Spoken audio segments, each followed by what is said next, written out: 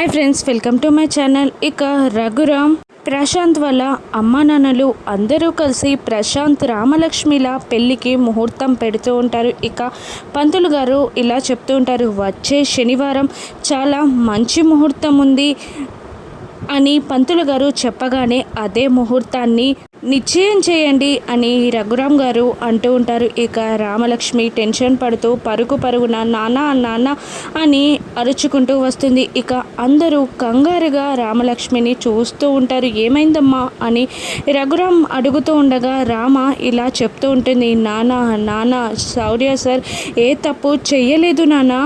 ఆ రోజు గుళ్ళో పానకంలో మత్తుమందు కలిపింది నా జీవితం నాశనం చేయాలని నన్ను తీసుకెళ్ళింది శౌర్య సార్ కాదు నాన్న, ప్రశాంత్ నాన్న. తమ్ముని కోసం ఆ నేరాలన్నీ తన మీద వేసుకున్నాడు నాన్న అని శౌర్య సార్ గుచ్చి ఇంకా ప్రశాంత్ గుచ్చి నిజమంతా రామలక్ష్మి రఘురామ్కి చెప్పేస్తుంది. ఇక ప్రశాంత్ వాళ్ళ అమ్మా నాన్నలు కూడా రామలక్ష్మి మాటలకి షాక్ అవుతూ కంగారు పడుతూ ఉంటారు. ఇక రఘురామ్ ఏ నిర్ణయం తీసుకోనున్నాడు? శౌర్య సార్కి రామలక్ష్మికి పెళ్లి చేస్తాడా? ప్రశాంత్ని ఏ విధంగా శిక్షిస్తాడో రాను ఎపిసోడ్స్లో చూద్దాం. Thank you for watching.